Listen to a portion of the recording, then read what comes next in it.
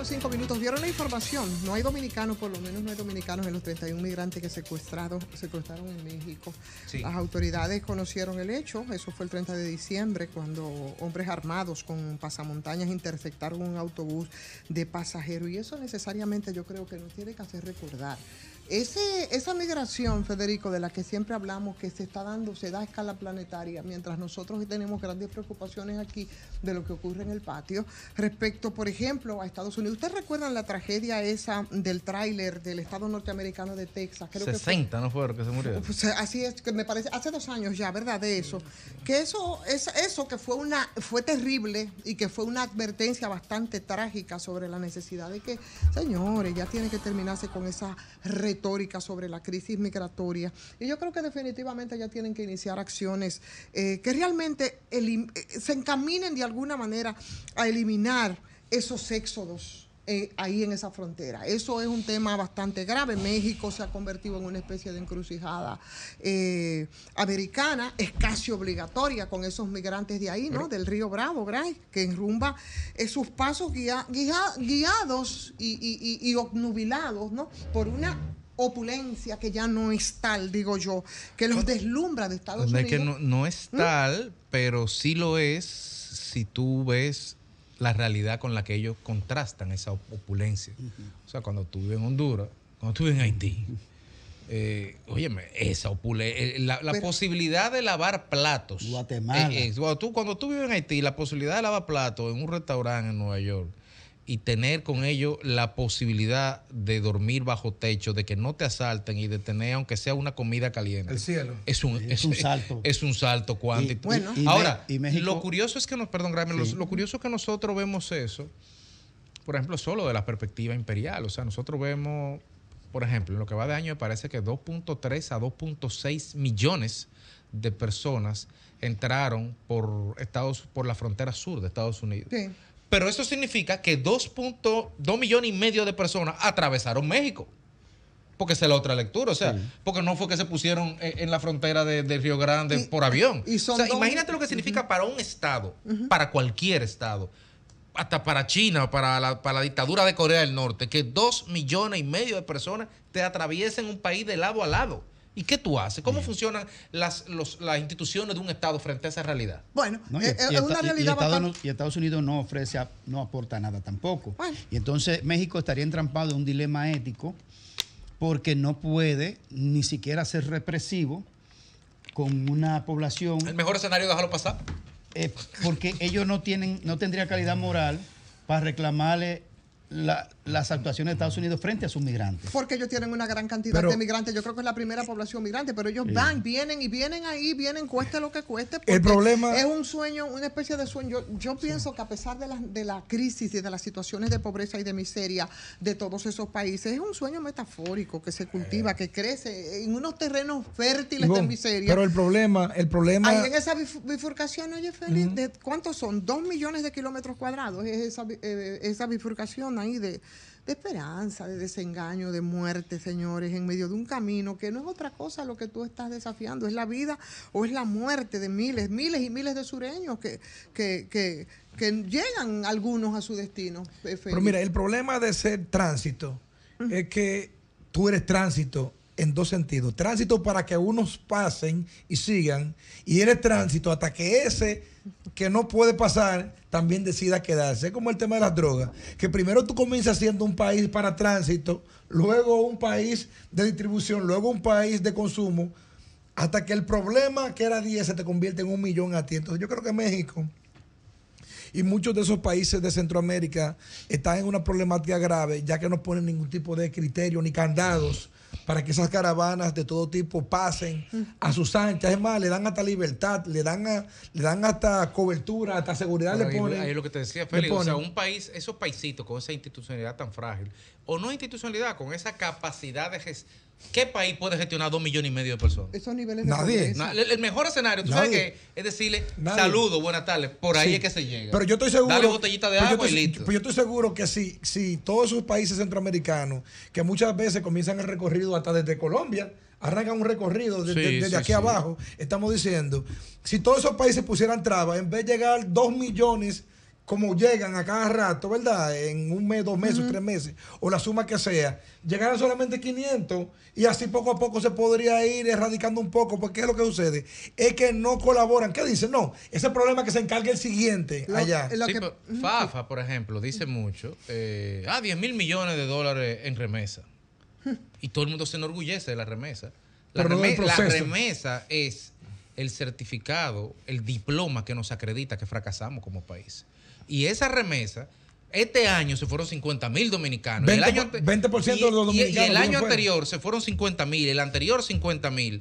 Y entonces, ¿cómo tú pondrías trabas como gobierno o como político a la salida de un flujo migratorio que lo único que va a hacer es quitarte un problema a ti de presión porque se van para afuera y para colmo te van a mandar dinero?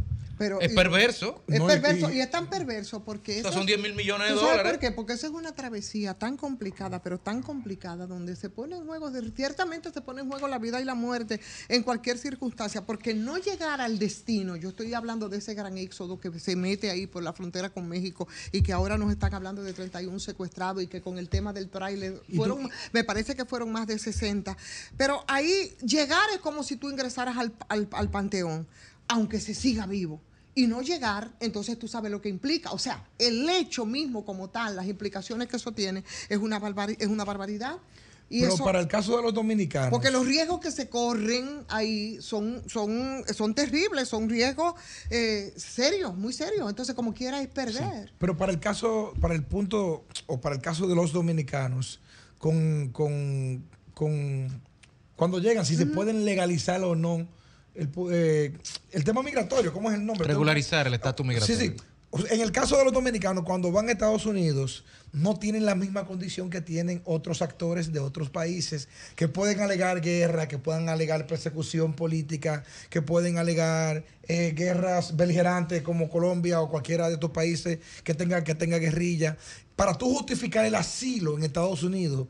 Por eso una gran mayoría de esos dominicanos que se van por esta ruta por México, como dicen, la vuelta de México, pero luego cuando presentan el asilo allá, no tienen ganancia de causa. Entonces, ¿qué están haciendo mucho también? Regresando. Y dicen que todo el dinero invertido fue un dinero perdido porque luego no tienen capacidad, no tienen forma de cómo regularizar su situación. Y si usted entró y pidió asilo, y ese asilo le fue denegado, jurídicamente, ¿tiene alguna manera de luego de regularizarse? Bueno, no soy experto en ese tema, pero creo que no. Mira, y yo no sé, yo creo que para analizar el asunto ese de esta migración, sobre todo en esta frontera, uno tiene que remontarse incluso un poquito más atrás, porque también las condiciones han cambiado, porque ese país, para Estados Unidos, por ejemplo, el tema de la mano de obra en las grandes fábricas, en las grandes haciendas, la surtía precisamente esa población extranjera y muy buena parte de ella, que era del hemisferio, nutrió incluso muchos centros científicos de investigación, pero también de robo de cerebros, que no sé, ahora la inmigración es totalmente distinta. Antes no era el problema que representa ahora. Ahora la realidad es bien distinta y ahora sí es un problema, y es un problema grave y es un problema complicado y polémico, porque a las causas de ese desarrollo económico, social, de todos esos éxodos, se ha unido un aumento terrible de distribución del tema de la riqueza, la concentración de capitales y lo que está pasando en la misma situación interna de Estados Unidos. Mira, o sea, no es lo mismo el migrante de los años 60, 70 hasta de los 80 al migrante de ahora y lo que implica para Estados Unidos. A propósito del tema migración, hay una migración que a mí me preocupa más que esa migración, porque esa migración es una migración de carácter económica, de necesidad, que están buscando su mejoría.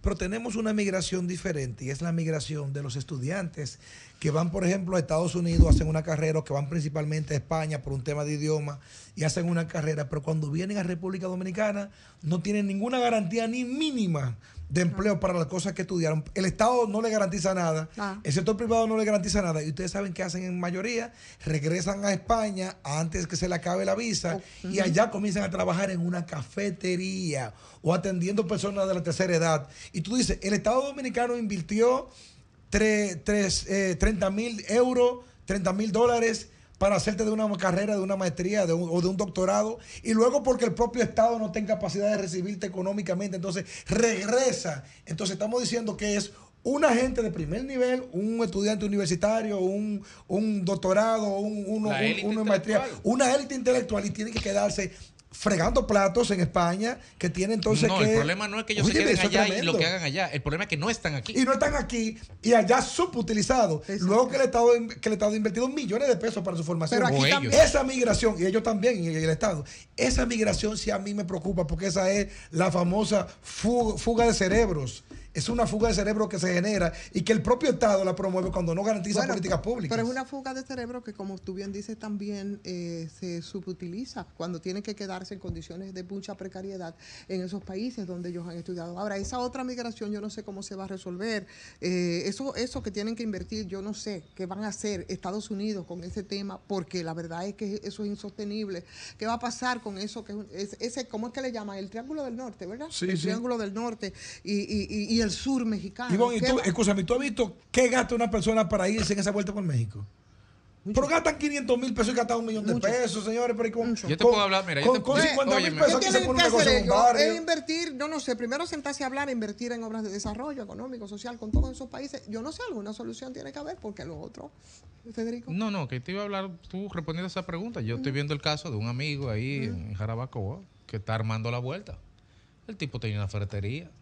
Tenía un Daihatsu. Y se quiere ir por México. Oye, está ahora recogiendo todo el dinerito. Oye, tenía un Daihatsu, vamos a pensar, tenía un volteo de Daihatsu. Claro. Tenía su ferretería. De tirar y está liquidando rental, todo. ¿qué? Está liquidando todo ¿Qué para irse por México. Que se va. Y no hay forma de tú hacerlo entrar razón. ¿En cuánto tiempo tú le das para que esté aquí? Eso, no se vuelve por sus propios pies. Entonces el problema es, claro, es que no hay una vinculación ni para el que se va, para tratar de darle facilidades crediticias. Ahora, yo te voy a decir una cosa. Espérate, ni para el que se ha ido. Sí. Porque aquí, por ejemplo, que en El Salvador hicieron varios ejercicios interesantes. No le he dado seguimiento últimamente, no sé en qué estará. Pero aquí es imposible que 10,000 millones de remesas vengan directamente como gasto exclusivamente de gasto común. O sea, que no haya que nadie haya pensado, ninguna institución financiera haya pensado en establecer, o el propio Estado, un fondo de contingencia, un fondo que permita que una parte de ese dinero sea un crédito revolvente comunitario, una cuenta de ahorro. No. Ese dinerito, $100 y pico, guárdale $3 por cada transferencia. Pero a esa persona, que pueda acceder a él luego prestado a baja tasa. No hemos pensado en un mecanismo financiero que permita que 10,000 millones de dólares anuales se gasta en algo más, Federico, que cerveza en un colmado. Imagínate, vamos para que no está mal la cerveza en un colmado. Muy buena. Y si está fría, mejor. Pero ese no, para no ofender, porque es un amigo que tú conoces, vamos a quitarle el nombre a ese amigo tuyo, vamos a extrapolarlo a otro municipio, y también es un ferretero.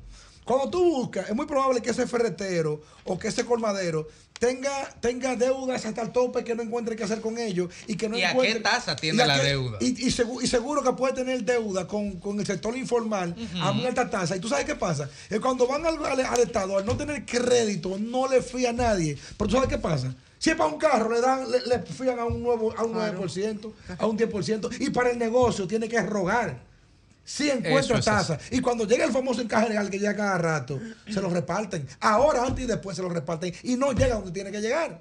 Entonces, ¿cómo puede un país avanzar bajo esos criterios? No, pero un ejemplo más, aunque nos vamos al extremo, muy gráfico de eso es, por ejemplo, los pequeños y los medianos productores agrícolas en los pueblos. Son pobres la mayoría. No, pero no solo eso, sino que a eso les prestan a plazos muy cortos y a intereses altísimos, pero los grandes productores es todo lo contrario. Sí, es una barbaridad. Mientras tanto, no venda lo que usted tiene para irse por esa vueltecita por México, porque la verdad que para los migrantes hacia Estados Unidos en esa ruta es definitivamente un recorrido entre la vida y la muerte, Alejandro.